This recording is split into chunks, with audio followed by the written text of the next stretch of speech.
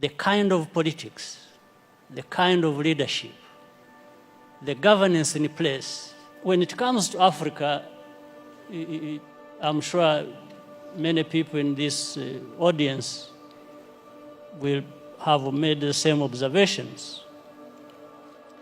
I think we must take responsibility and accept our failures in dealing with these matters.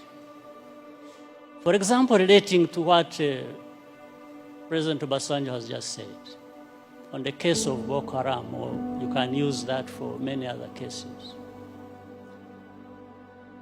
For me, when I'm watching on television, and I find our leaders who should have been working together all along to address these problems that commonly affect their countries, wait until they are invited to go to Europe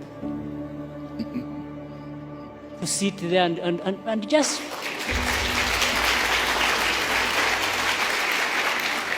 it's like they are made to sit down and address their problems. Why does anybody wait for that? What image does it even give about us, about Africa? In fact, the image it gives is that we are not there to even address these problems. We are there for a photo opportunity. We are happy to sit there in Paris with the President of France and address and just talk about addressing problems.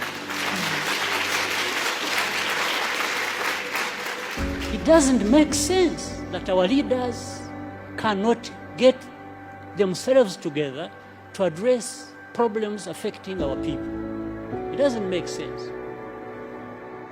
Of course, I'm saying this painfully. On the other hand, that I look forward for the time when I can be like former presidents. I think they are more free to say things than I do. Being where they are and me being where I am. So I tend to remain with some reservations about what I have to say because, but I think there is that serious problem. African leaders, we don't need to be invited anywhere to go and address our problems without first inviting ourselves to come together to tell each other the actual truth that we must tell each other about our serious problems. So it comes, therefore, to the point that the leaders, therefore, should be there to deal with these problems. And here I'm not even proposing that there is one leader who can resolve conflicts alone, or that there is even a silver bullet for these conflicts. Therefore, it's the management of all these processes and what we have identified to be the root causes. I mean, again, look at the problem of South Sudan, indeed. The first problem was about this country and the people there wanting to be independent. They got independence. Now that turned into a problem. How? So you have one war being fought, waged to be independent, then you have to fight another when you have achieved independence.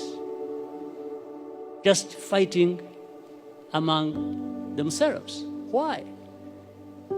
So some of these underlying root causes should and could have been addressed by the leaders there. Whatever happened, whoever was wrong, that's not the issue. It is still the responsibility of leaders. If they can't resolve the matters themselves, why not? Why not call upon neighbors to say, come and help? We have a problem here. Maybe there is a problem between the president and the vice president. And if they can't resolve it, and each one thinks he's the one who is right and the other is wrong, and they are going to divide the army and government and everybody else to go on either side and start fighting. Well, I think in between the time that starts and when it actually happens, something can be done. But it has to be leaders to work towards that and avoid the catastrophe that, like we are seeing or have seen, or that has already happened in South Sudan. But of course, the unfortunate part is that the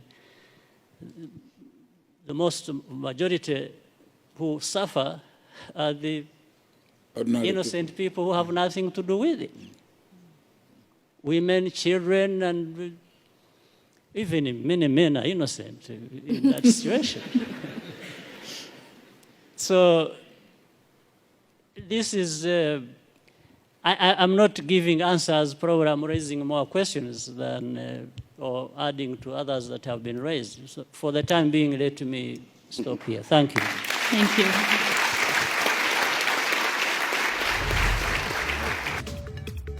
Did you like or hate what you heard?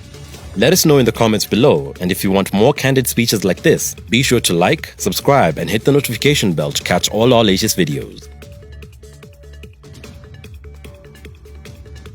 And please feel free to leave your suggestions, news tips, or topics about Africa you'd like us to cover.